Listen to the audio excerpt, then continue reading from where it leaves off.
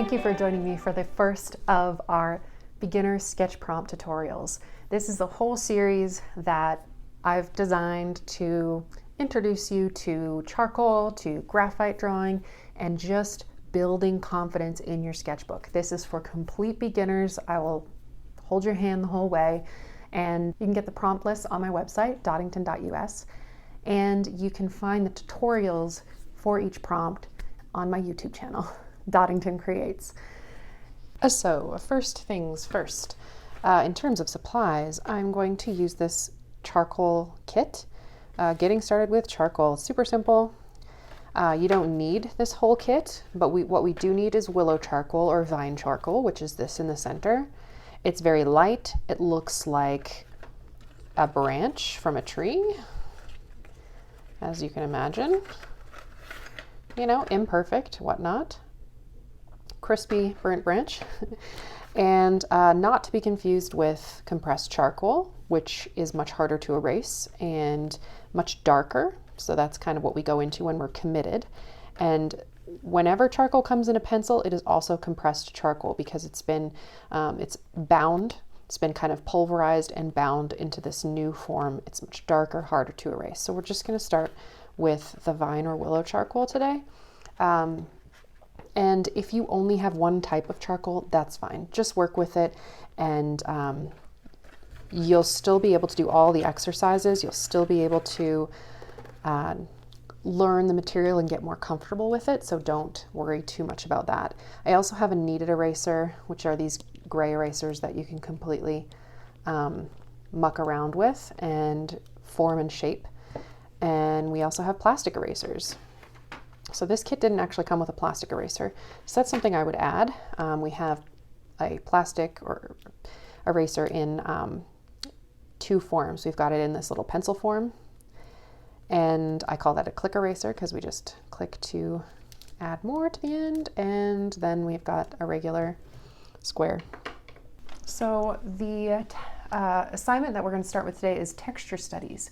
So we're going to be, you could do this with graphite too. You could totally do this with pencil if you wanted. And I think what I will do is I'm going to sketch my four boxes with pencil instead of charcoal, but you can do either. Charcoal does get messy in your sketchbook, so just be aware. If you don't want it to be as messy, you can spray it with a fixative, which is for pastel or any sort of drawing material that you don't want to smudge. It works for a pencil as well. And if you don't have access to that, or you don't feel like buying a whole spray of fixative, you can use hairspray. Funny trick, because it's got glue and it's going to spray glue onto your page basically. So I'm starting with 4 squares. Not squares, they're rectangles. And the idea is just to fill these with our textures that we chose. Notice I'm just freehanding this. I kind of like the look of freehanded stuff in my sketchbook. It's here just to kind of mess with and work with, and yeah, they're not perfect. So I've switched my paper to be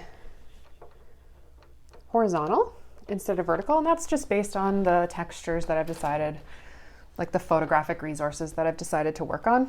And you can pick any texture you want. I have chosen several, and the first one is a horse side, hair, etc. So I'm actually going to start by just being brave and laying down a bunch of this. You can see I don't hesitate to bust your charcoal, and I often have students ask me how you get it to be not streaky or textured, and I mean, that's just part of drawing. It's okay for that to happen. You can see mine's kind of crazy. Just experiment with moving, you know, rotating the actual piece. And right now it's also like picking up textures from just the sketchbook, like what's happening on the other pages, etc. And then basically, if you want to get rid of the streakiness, your best tool is really your fingertips. You just blend it all in. You can see how light this charcoal is, right? It's a really nice light gray. Later I can go and reinforce my nice rectangle if I want. Right now it's just blurry. I'm going to jump in with the kneaded eraser right away and just sort of mark in. You're meant to actually manipulate these, so it's okay to mess with it.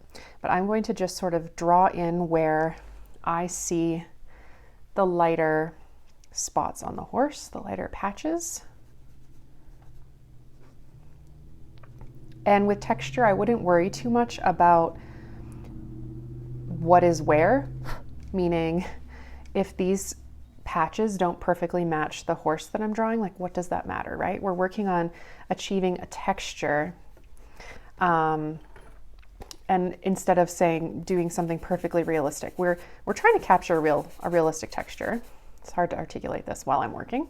But with texture, it doesn't quite matter if it matches perfectly. No one's going to know your reference photo, right?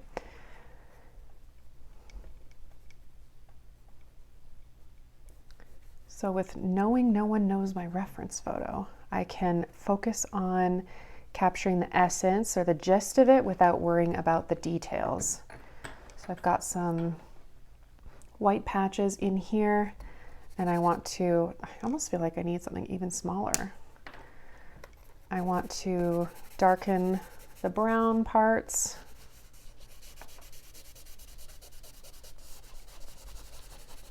And I do see that there's some hair coming down on the top, but I'm going to worry about that later.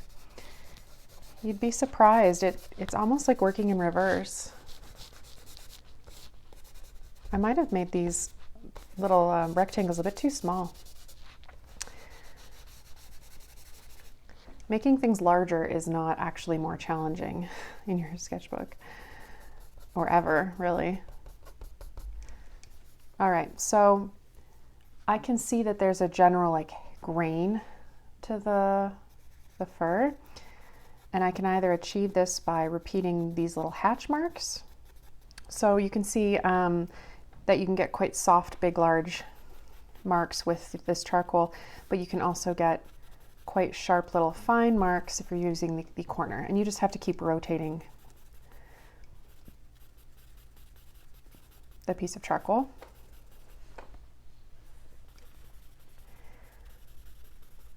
Now, the issue with continuing to do everything with willow charcoal is it smudges and smears so quickly. So at some point we're going to want to switch over to our compressed charcoal once we have an idea of where everything's going. Nothing like a fresh sketch set. Notice how like pieces of my charcoal are already broken? It's not a big deal. I end up breaking them usually myself anyway. So I have a soft 4B and 6B. 4B, just like in pencils, is going to be a bit lighter and not quite as soft as the 6B. So I'm using this to try to get a bit more of that fur texture, and it's so soft that I don't think, like, unless I really blow this up, it's going to be hard to get this. This would be a lot easier to achieve with a pencil, I'm just saying. Our goal is to try things out with charcoal. The reason I put this as your first task, the texture assignment, is because it just gets you familiar with the materials, gets you experimenting. And as you can see, I've never actually tried to do the side of a horse like this texture. So it's a good opportunity to just try something new. There's a lesson in here. I'm not worried too much other than if mine turns out, other than for the fact that I don't want to lose credibility in your eyes. But I want to be honest with what it's like to work in a sketchbook and really help you embrace the fact that this is learning. A sketchbook is not perfection. A sketchbook is learning. And if you worry about it being perfect, you're not actually going to push yourself to learn new things.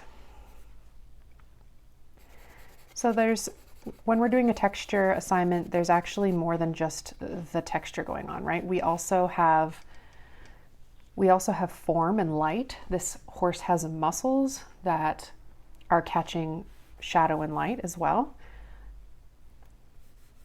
And incorporating that will only help with the realism. As this gets more dull, you can sharpen it with your sharpener. And there's also sometimes like a little paddle that has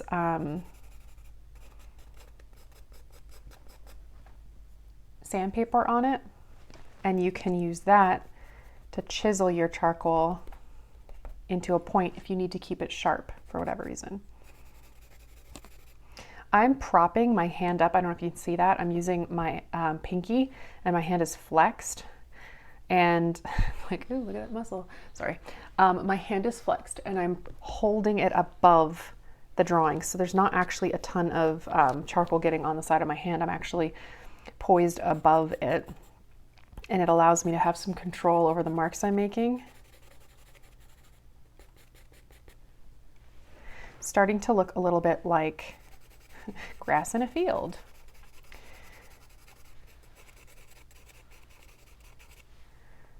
Okay, let's see what else we can do here.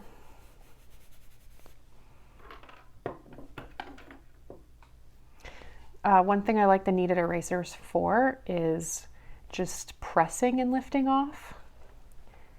So you can just very subtly lighten areas without smearing stuff around. So try at first to just dab and see what happens.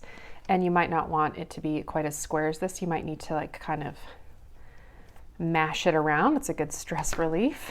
You can rip it apart and put it back together. They're kind of, they can be almost quote unquote stale when you first get them, and they're kind of hard to work, but I promise you, the more you mess with them, you're not going to ruin them. They're just going to kind of warm up and actually be more and more kneadable. So it's okay to mess with them. I see some more highlight right in here. One reason I love using this for textures, of nature textures especially, is that it's somewhat hard to control. It helps with variety and less control, which is what happens in the natural world, right? So for the hair coming down, the horse's hair, I might want to switch to this because it's really much more sharp and can achieve these longer streaks. So you can get quite a nice thin line with these. And you could also get the same thin line with like a very pinched kneaded eraser. You can pinch it into a point, but it's just not as, sometimes it's not as strong and effective as this.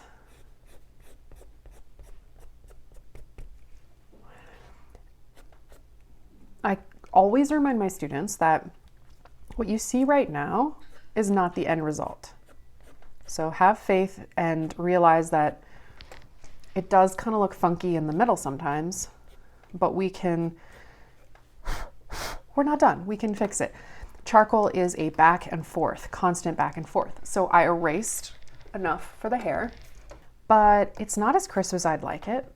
And I can easily come back in and add some shadow so it kind of stands out. It looks like it's on top of this.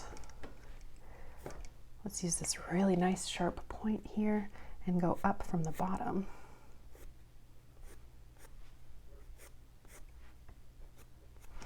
Also, don't hesitate to turn your page whatever direction is going to help you make your marks. So here I was trying to make my marks going up and down like this, and that's using my whole arm, and it's, for this size, it's not really smart. It's not easy. But if I turn it to the side, then my marks are just made with my wrist, and the rest of my arm is braced, and I can have a little bit more control over my marks because I want them nice and crisp and long, kind of straight. I'm going to add some shadow over here behind this piece of hair as well.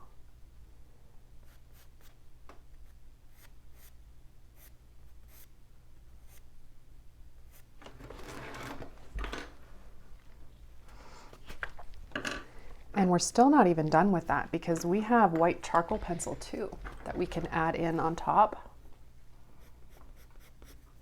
I advise not to put this on top of charcoal. I'll show you why. I know that's kind of confusing, but let me just show you what I mean. So here's some charcoal. And the idea is that we use our eraser and the white of the page to create highlights. And over top of those highlights, you can make that white of the paper pop. Sometimes by adding this chalk on top. And it's especially good when you want a really crisp,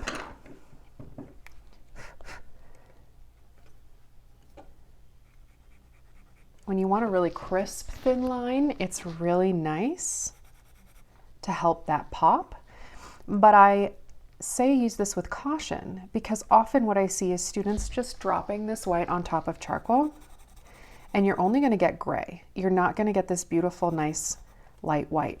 So yeah, it's fun, but it's not as light as it needs to be.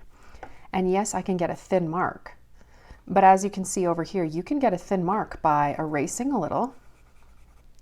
First of all, I got a thin mark just by erasing, but if you erase and it's too wide, fine. Then go back in and make your mark thinner. So there's a lot of options here. This is a blending tool. It's just made with paper. It's like a little blending stump. Very handy tool. I mostly use it for graphite drawing, but it works in this situation too. So not only is that gray when you just lay it over top of that, but when you lay it on top of compressed charcoal, remember anything in our pencil is compressed, it kind of creates like a different actual color. It's like more blue or something. You can notice it more when you're doing a whole drawing, but it changes the color of your drawing. And I find that a bit displeasing. So I try to caution against that. But we've done some good erasing here for the hair. Might pop in a couple bolder highlights. Also, when you use that white chalk, it's very hard to erase it. It doesn't erase very well at all. It's just on there now. So you kind of have to know exactly where you're putting it. There are some tools when you're working with charcoal that really are meant to be used in moderation or meant to be used near the end and don't really work in that back and forth I was telling you about. This is one of them. So I don't want to put this everywhere. I want to just put it here and there to create variety, to create more of a texture than if I covered all the hair with this white.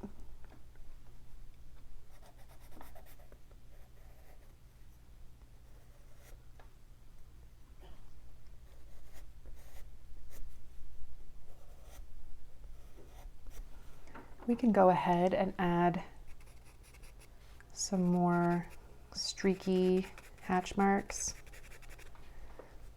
elsewhere on the horse. And I'm going to use the eraser as well. If you do end up with charcoal here, just keep a clean rag nearby or some paper towel, wet paper towel, and you can keep cleaning your hands so you don't get too mucky. If it's just unavoidable for you and you've gotten messy already, it's okay.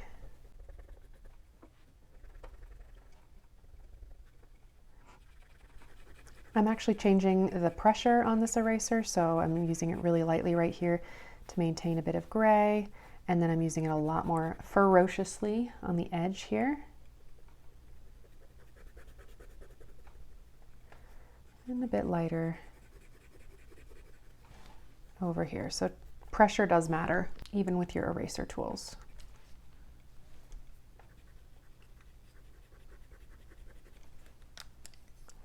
Let's add that sort of circle shape back in here.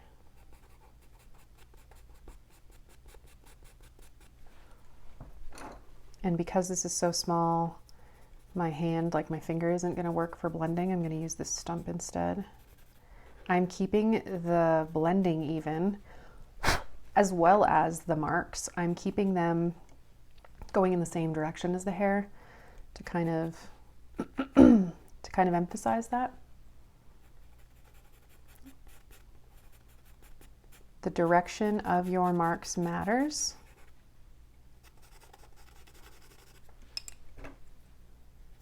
Even your blending ones and your erasing ones. I'm noticing that there's a highlight that kind of goes between these two spots, but there's kind of like a halo of darker fur around them, so I'm going to leave that.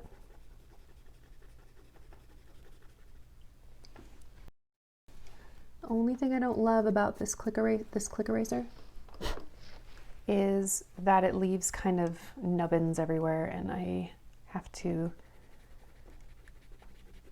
wipe them off and then risk smearing my drawing, or I have to blow them off, which can get irritating, especially to those listening. Hopefully it's not too loud in the microphone.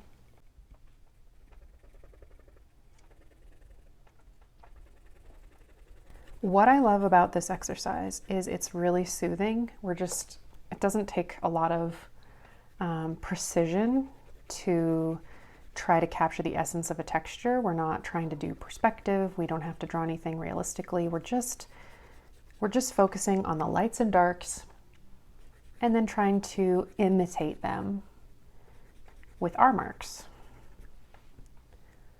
So I would say this is not horrible. It also, I would say that I can't quite get the very, very, very fine hair texture from over here. So I don't mind. I barely see it actually in the photograph. It's a little blurry anyway, so I'm not going to beat myself up about that. But over on this side, you really do see it a bit more. So I'm going to try to maintain the streakiness. I'm going to shape the eraser over here. So notice how I just kept dragging it in one position to make it more sharp. So you can shape your eraser. I want it to be a little sharp point, so I can try to enhance the hair texture over here. I chose a really fine texture. I wanted a challenge. And you know what's so interesting about this assignment is sometimes you think you're picking something easy and it ends up being way more challenging than you thought. I didn't actually think this would be super challenging, but it is. You know what though? I love that. I love that this is challenging. That's kind of what I love about art too, is that you could be doing it for 20 years and you can still have a lot to learn.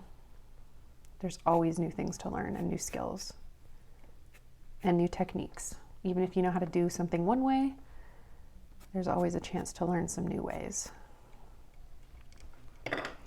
How do we like that effect so far? Not bad. Don't overly judge yourself with these, right? Getting used to things. I'm going to use this eraser. So it'll have a nice sharp corner. Nothing like a new eraser. Oh, look at that. Okay. But I'm going to chisel down my edges right here so I can have a neater sketchbook page. You can do this too. Notice I started top left. That's just practical with charcoal. I'm going to move to this one next, this one, then this one, just to keep my hand from wrecking what I've already drawn.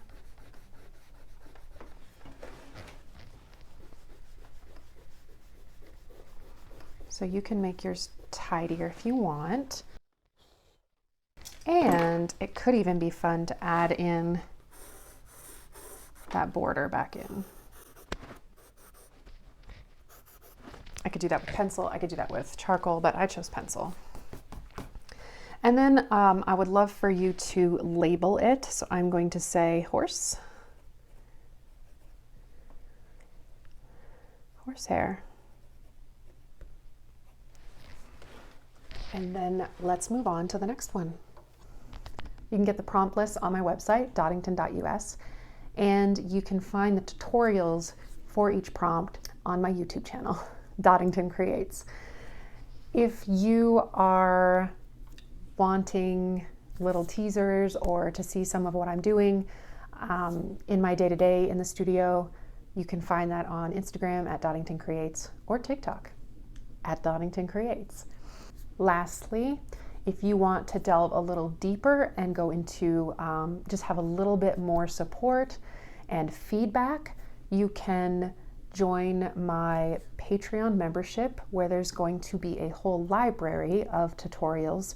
They're exclusive tutorials just for my members. There's the opportunity for feedback in the Patreon group. So if you want to be doing the assignments and then get my feedback on them, you will get just a little bit more support as you develop your drawing skills. Anyway, thanks for being here. I hope you enjoy the tutorial series.